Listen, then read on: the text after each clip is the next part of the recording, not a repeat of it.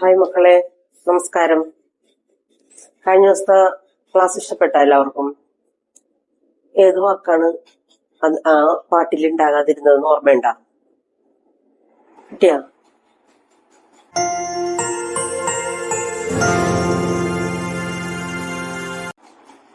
സായ അല്ലേ?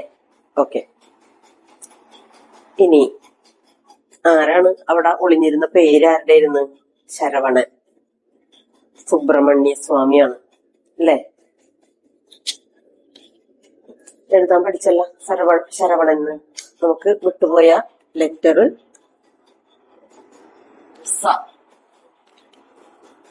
ഒളിഞ്ഞിരുന്ന പേര്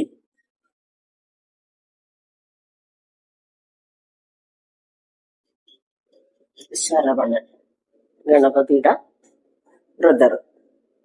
ഓക്കെ, നമുക്ക് പുതിയ അക്ഷരങ്ങളിൽ നിന്ന് പഠിക്കാം. സ്കൂളുകളിലെ നമ്മള് ദിനാചരണങ്ങൾ അല്ലെ? ജൂൺ 5 ഏത് ദിവസമാണ്? പരിസ്ഥിതി ദിനം.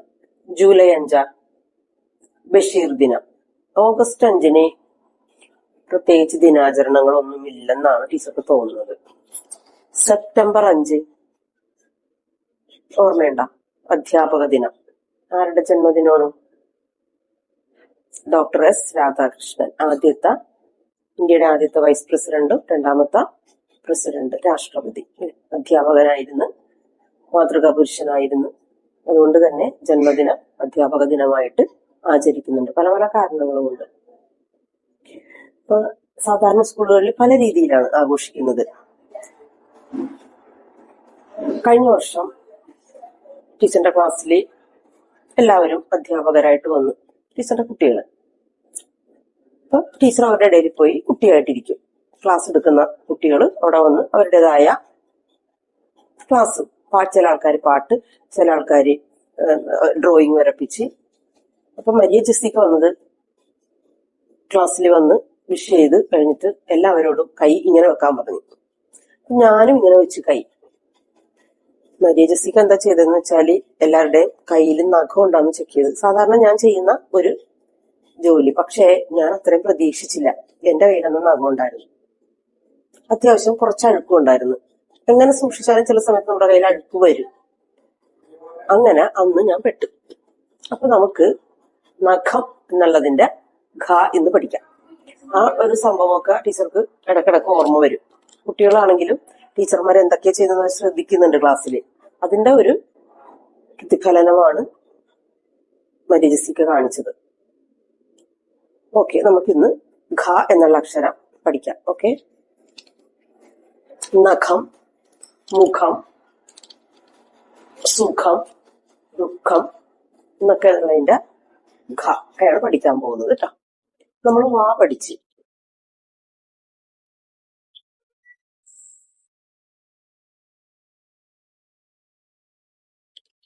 അറിയാം നമുക്ക്. ഈ വാ എഴുതുന്നതിന് മുന്നേ ഒരു ചെറിയ വട്ടം വരച്ച് പൂർത്തിയാക്കിയിട്ട് വാ വരക്കുക. ഘ ഘ. ഇപ്പൊ നമുക്ക് അക്ഷരം വാക്ക് എഴുതാനായിട്ട് കിട്ടൂല കേട്ടോ. ഘ. ഓക്കെ, ഇതിന് ഖരം എന്നുള്ള വാക്കുണ്ട്. ഖരം, കട്ടി കൂടിയ സോളിഡ് എന്നുള്ള ഇതാണ് ഖരം.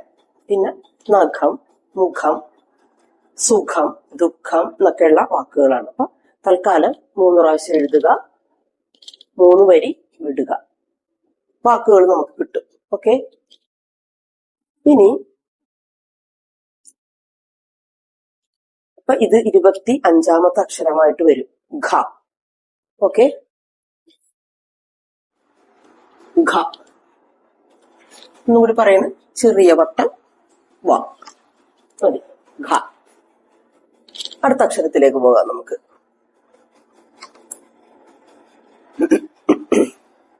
നമ്മള് കുതിരനെ കെട്ടിവലിക്കുന്ന ഒരു വണ്ടിയുണ്ട്, കുതിരവണ്ടി. പണ്ട് രാജാക്കന്മാര് അതിനെ രഥം എന്നാണ് പറയുന്നത്. രഥം കേട്ടിട്ടില്ലേ? രഥം, ദശരഥൻ.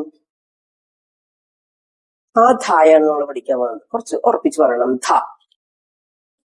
അതെങ്ങനെയാന്ന് വെച്ചാല് സിമ്പിൾ. ധ ധ ധ. ഇതിൽ ഇപ്പൊ തുടങ്ങാൻ നമുക്ക് അക്ഷരമില്ല, വാക്കിപ്പൊ കിട്ടൂല പഠിച്ചതിൽ നിന്ന്. പിന്നീട് നമുക്ക് അത് ചെയ്യാം, ഉണ്ടാക്കാം കേട്ടോ. ധ കിട്ടുമെന്ന് നമുക്ക് നോക്കാം. അപ്പൊ 3 പ്രാവശ്യം മാത്രം ധ എഴുതുക 2 വരിയിൽ കേട്ടോ.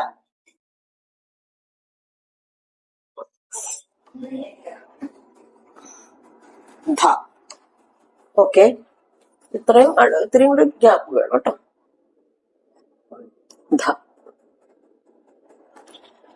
മനസ്സിലായല്ല? ധ.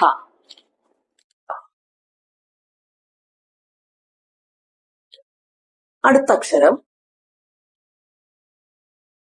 പ. ഒന്നും കൂടി കടുപ്പിച്ച് പറയണം.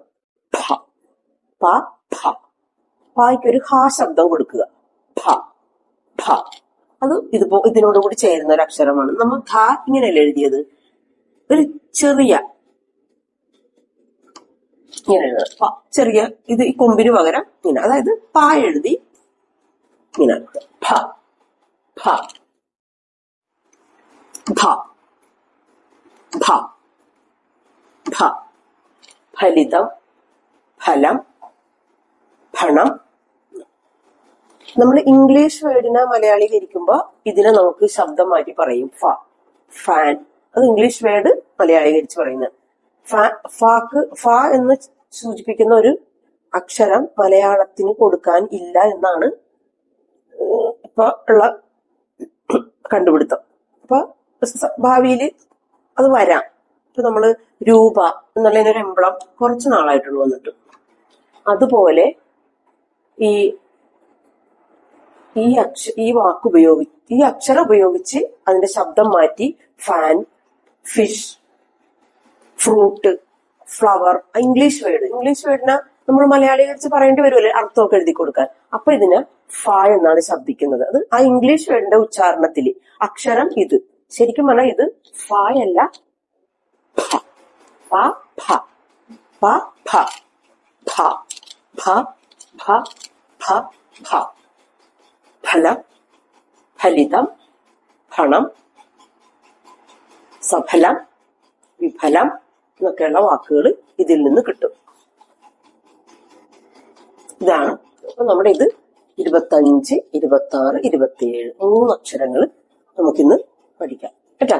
ഇത് ഘ, നഖം, മുഖം, സുഖം, ദുഃഖം, ഖരം എന്നൊക്കെയുള്ള. ഇത് ധ, രഥം, ദശരഥൻ. അപ്പൊ ഇന്നത്തെ ക്ലാസ് കഴിഞ്ഞ് അടുത്ത ദിവസം അടുത്ത അക്ഷരവുമായിട്ട് വരാം. അപ്പൊ നമ്മൾ 27 അക്ഷരങ്ങൾ 25, 26, 27 27 അക്ഷരങ്ങൾ പഠിച്ച് അതിൽ കുറച്ച് അക്ഷരങ്ങൾക്ക് വാക്കുകൾ കിട്ടുന്നുണ്ട്, കുറച്ച് അക്ഷരങ്ങൾക്ക് തുടക്കമുള്ള വാക്കുകൾ ഇല്ല. നമ്മൾ അടുത്ത ദിവസങ്ങളിലായിട്ട് പഠിക്കും കേട്ടോ. ഇതൊക്കെ ഈ ഉച്ചാരണമൊക്കെ വ്യക്തമാക്കുക, ഉറപ്പിച്ച് പറയണം. ഘ, ധ, ഭ, ഘ, ധ, ഭ, ഘ, ധ, ഭ. ഇച്ചിരി സ്ട്രെസ് കൊടുക്കേണ്ട അക്ഷരങ്ങളാണ് കേട്ടോ. ഇനി അടുത്ത ദിവസം പുതിയ അക്ഷരങ്ങളായിട്ട് വരാം. അതുവരെ ബൈ ബൈ.